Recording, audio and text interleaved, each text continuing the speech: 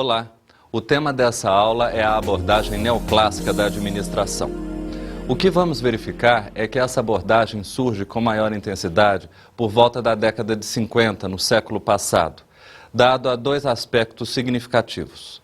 O primeiro diz respeito ao crescimento acelerado tanto das empresas, do seu tamanho e do seu porte, quanto também em relação aos problemas organizacionais que elas passam a conviver. E numa segunda hipótese, temos também alguns problemas que os gestores, sejam eles em qualquer nível que estejam dentro da empresa, começam a enfrentar. O que podemos perceber é que a formação geopolítica de 1950 era bastante diferente daquela do início do século passado. E os modelos administrativos que estavam sendo ainda utilizados já mostravam determinados sinais de esgotamento. Também é bem verdade que podemos analisar que as contribuições das teorias, tanto da Escola de Relações Humanas quanto comportamental, forneceram um novo enfoque para a administração. Mas as empresas ainda estavam usando os princípios clássicos da administração para o seu gerenciamento.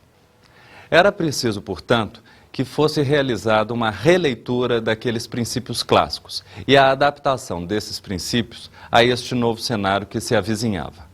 A ideia e os problemas enfrentados pelos gestores já partiam de dois elementos chaves. Por um lado, a produção agora teria que ser voltada diretamente ao mercado. E por outro lado, os fenômenos comportamental e das relações humanas forneceram subsídios para que o comportamento humano pudesse ser analisado dentro de uma outra ótica.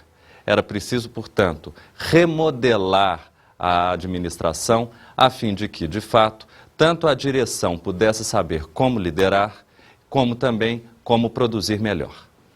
O que vamos ter, portanto, é uma releitura dos itens de autoridade formal, dos itens em relação aos grupos informais, em relação aos princípios de autoridade e de responsabilidade que mantinham a estrutura empresarial de uma forma estanque e pouco adaptável, pouco maleável às modificações ambientais que ocorriam. Se temos um mercado maior, se temos uns novos princípios da competição e se temos também empresas que precisam ser competitivas e se mostrarem eficientes tanto para o público que a compra quanto para os próprios elementos que a compõem, temos, portanto, a inauguração de uma teoria neoclássica, que, como o próprio nome diz, é um novo clássico. É preciso, portanto, que conheçamos algumas características principais da teoria neoclássica. A bem da verdade, essa nova formação geopolítica nos trouxe que a ênfase na prática da administração deve ser pretendida. Os modelos anteriores mostravam vetores e descreviam como a administração deveria acontecer, mas não mostravam na prática o que acontecia de fato. E, portanto, era preciso mostrar, através de elementos comuns e verdadeiros, o que acontecia no processo administrativo. Uma outra característica diz respeito à reafirmação dos postulados clássicos anteriormente descritos, ou seja, precisavam agora de fornecer um caráter muito mais dinâmico, adaptativo e flexível àqueles princípios que anteriormente descritos mostravam-se absolutamente estanques e pouco maleáveis aos fenômenos que agora aconteciam. Uma terceira característica é a ênfase nos princípios gerais da administração, ou seja, um revisitamento àqueles 14 princípios de Fayol e fornecimento de um caráter muito mais dinâmico à realidade que se avizinhava. É também uma característica da administração neoclássica a ênfase nos resultados e nos objetivos. Isso significa que a razão de ser de uma empresa está ligada diretamente à sua capacidade em atingir determinados objetivos pré-estabelecidos. A empresa só tem sentido se de fato consegue atingir objetivos e metas pré-estabelecidos. A ideia é de que, se uma empresa tem ou desenvolve determinado critério, seja ele subjetivo ou objetivo, este deve ser voltado ao atingimento de suas metas. Finalmente, temos também como característica o ecletismo, ou seja, uma mistura entre os postulados defendidos pela teoria clássica, bem como da novidade dos postulados defendidos pela Escola de Relações Humanas e pela novidade inaugurada pela abordagem comportamental. O que vamos verificar é que se de um lado os gestores se viam diante de objetivos previamente definidos como aumento da produção e aumento da margem de lucratividade, por outro lado, tinham que desenvolver agora critérios relacionados ao seu comportamento e à sua liderança em relação aos seus subordinados. Podemos ver como decorrências da abordagem neoclássica esta releitura dos postulados clássicos da administração e, frequentemente, introduzir nesta releitura conceitos ligados à abordagem diretiva e à abordagem de liderança, proporcionadas pela abordagem comportamental. O que vamos perceber é que existem dois itens que foram contemplados como consequências inequívocas desse processo. O primeiro diz respeito ao processo administrativo, ou seja, os tipos de administração que podem existir. Elas estão relacionadas ao planejamento, à organização, à direção e ao controle. Já no segundo momento, temos a eleição de vários outros tipos de organização. Temos a organização linear, a organização linha-staff, a organização formal e a organização funcional como exemplos para isso. E, finalmente, a questão relativa à departamentalização. Existem departamentos ou departamentalizações matriciais, funcionais e operacionais. Independentemente de qual tenha sido o processo de departamentalização ou mesmo o processo de organização dentro de uma empresa, o que vamos verificar é que tanto uma ação quanto a outra conseguiram fornecer uma nova estrutura muito mais dinâmica para os processos gerenciais. É através desta análise, dessa dinâmica que foi proporcionada pela abordagem neoclássica, que temos o estabelecimento da administração por objetivos. Modelo de gestão esse elaborado por Peter Drucker em 1954. Iremos ver agora um conceito bem amplo e abrangente da administração por objetivos que foi fornecido por Samuel Certo.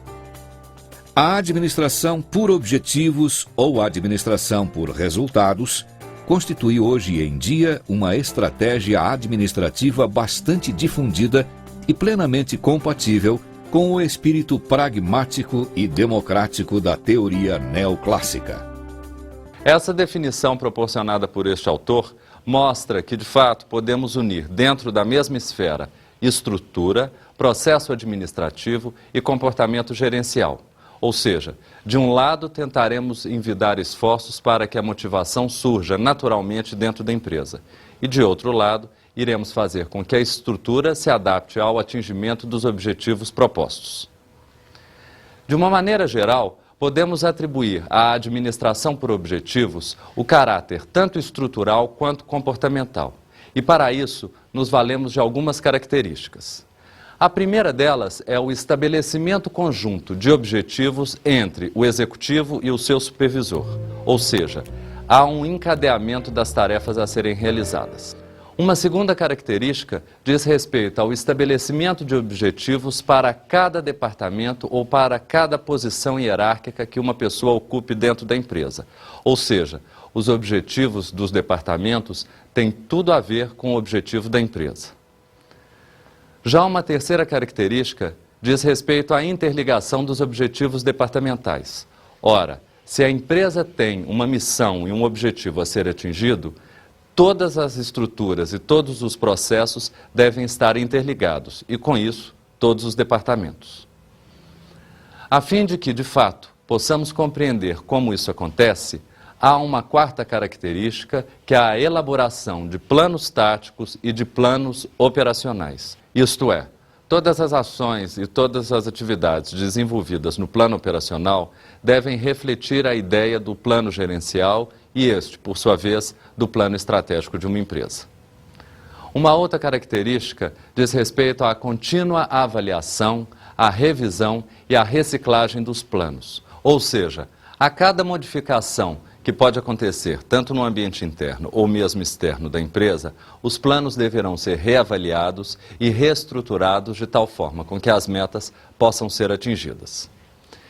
A última característica diz respeito à participação atuante da chefia e temos aí, portanto, o lado comportamental da administração por objetivos. Sem a presença da chefia e a sua orientação, ninguém conseguirá cooperar para que os objetivos sejam atingidos e, portanto, as tarefas parecerão inócuas. Para que possamos compreender na prática como isso funciona, deveremos ver a dinâmica deste sistema. Essa dinâmica irá nos mostrar que as funções administrativas, tomadas separadamente, serão somente funções, uma vez que elas podem ser tomadas em conjunto, e aí fornecendo um caráter mais prático à administração, elas passam a ter uma conotação de processo administrativo, também chamado de processo gerencial. Um bom exemplo para a administração por objetivos seria a elaboração do PDCA, que significa planejar, executar, controlar e avaliar. Esse ciclo foi criado no Japão depois da Segunda Grande Guerra e teve como finalidade a reelaboração e reestruturação de toda a linha de montagem.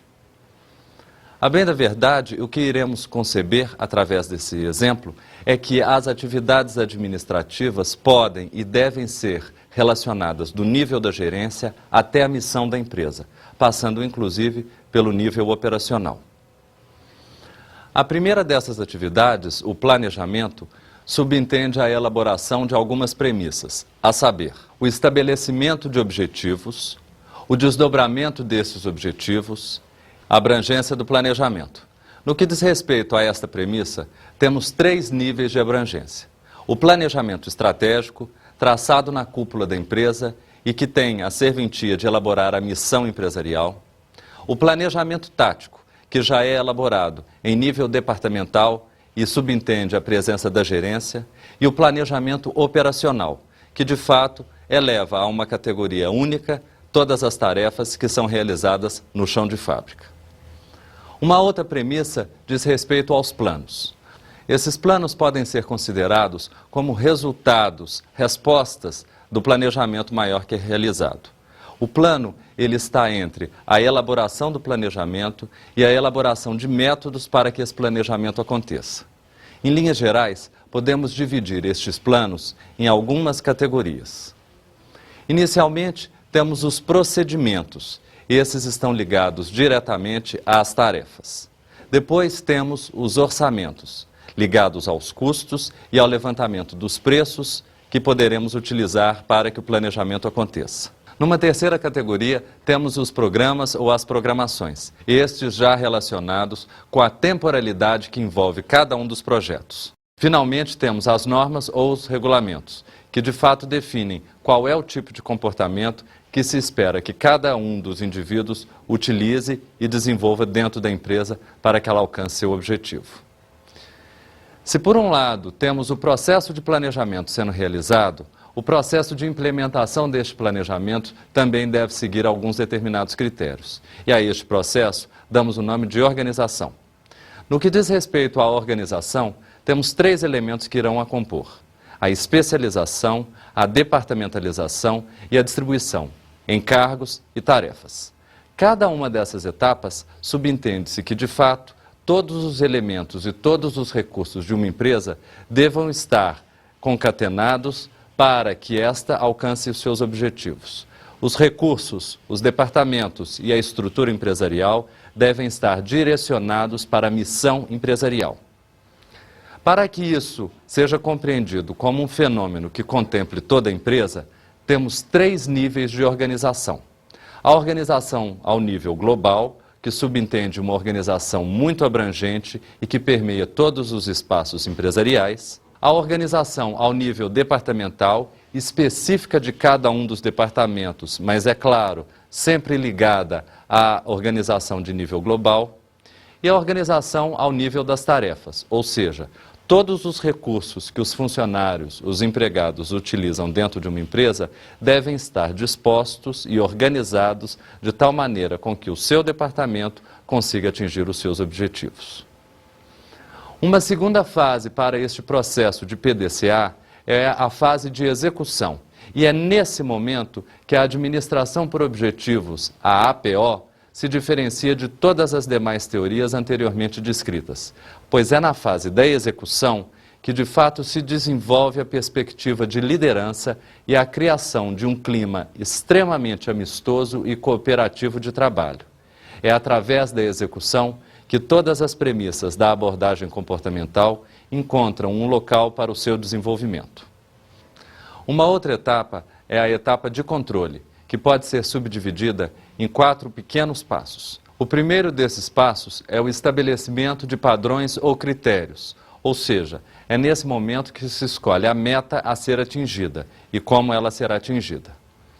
Um segundo passo diz respeito à observação do desempenho, ou seja, a medição de toda a trajetória que está sendo traçada para verificação se as atividades estão ocorrendo conforme havia sido previsto.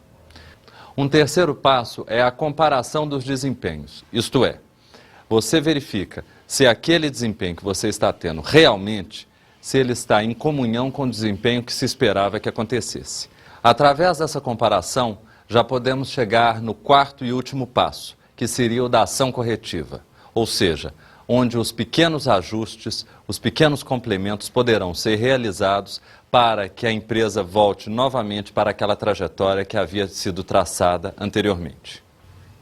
A última etapa é a etapa da avaliação. Essa etapa subentende um controle contínuo e regular de todas as atividades que anteriormente foram descritas.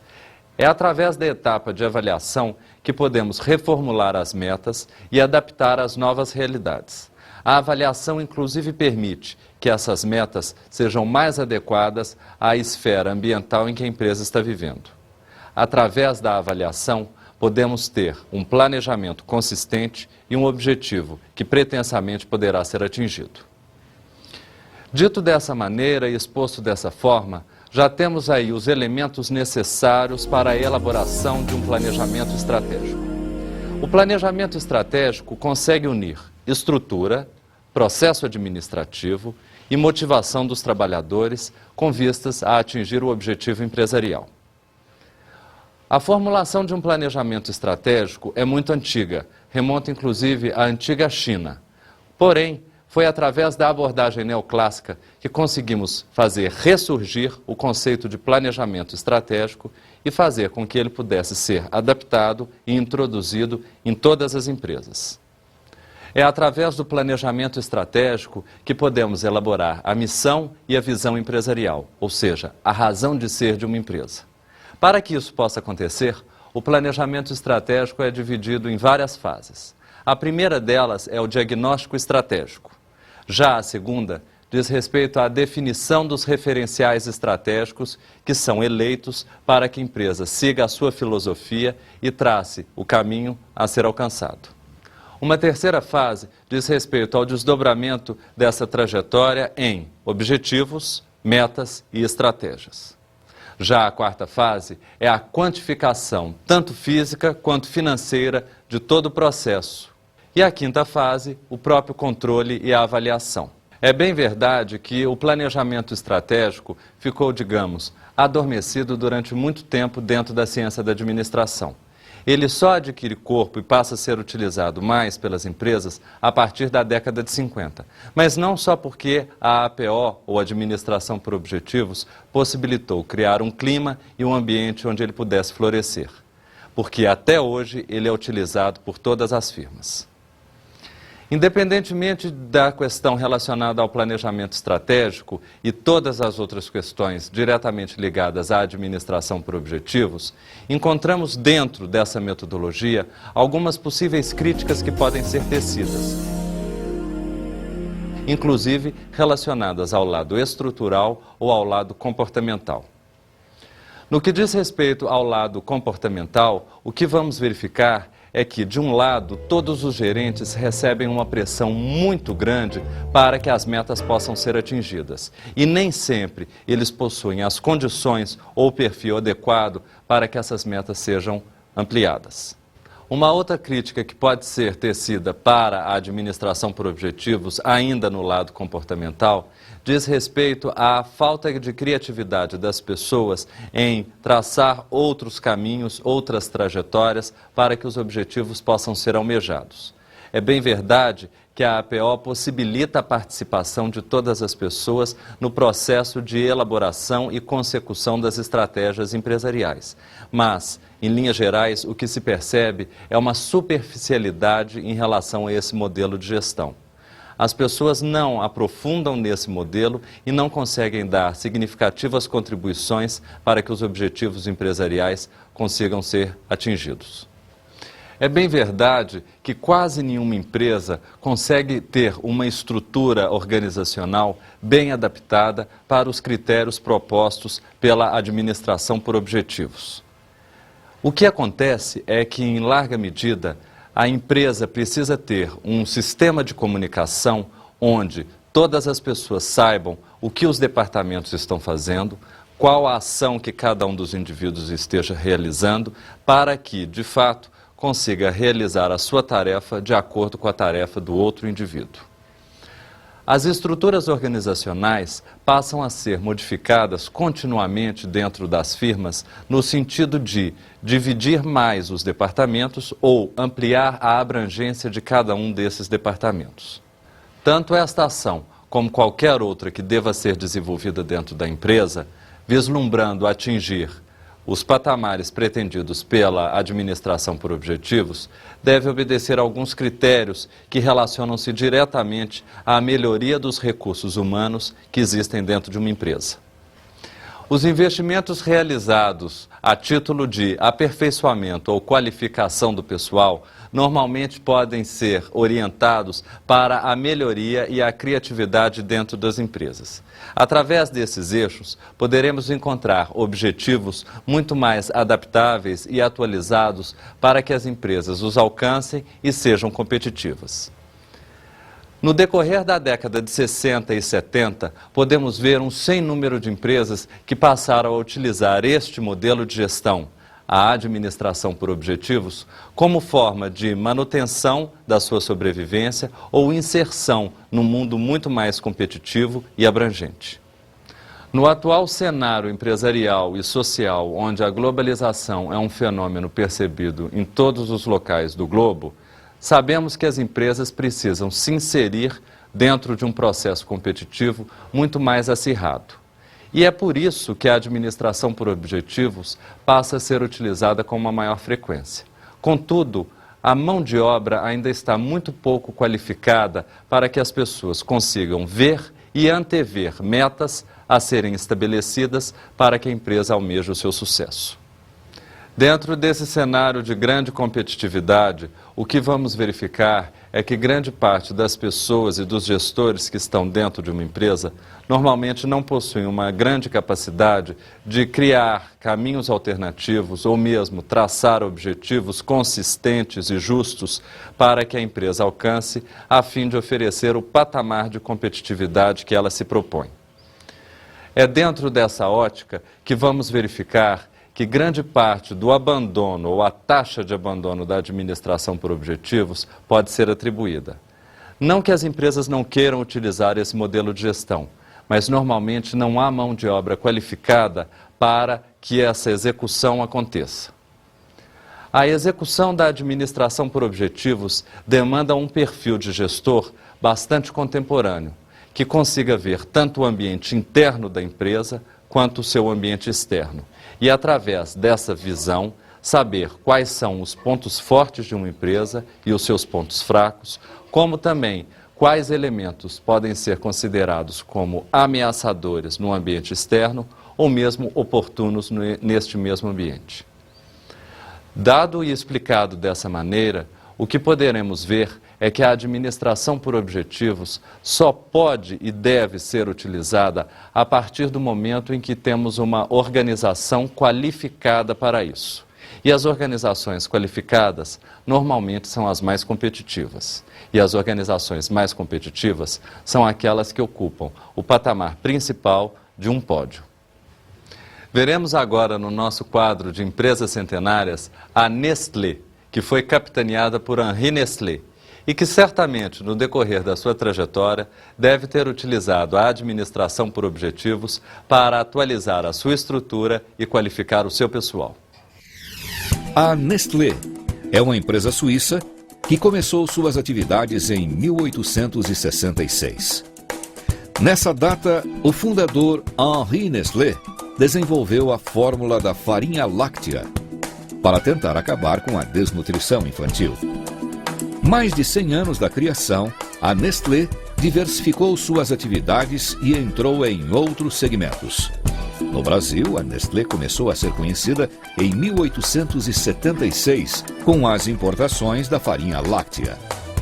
E em 1921 iniciou a produção em Araras, no interior de São Paulo. O primeiro produto fabricado no Brasil foi o leite moça. Até hoje, o mais vendido entre os mais de 1.000 produtos comercializados no país. A Nestlé é a maior indústria alimentícia do mundo, com quase 500 fábricas espalhadas em todos os continentes. A empresa Nestlé, para ser considerada uma empresa de sucesso, possui estratégia. E essa estratégia só existe porque, de fato, existem táticas e planos operacionais por trás disso tudo. E é por isso que é tão importante estudarmos a administração por objetivos na atualidade. Veremos agora as nossas dicas de estudo.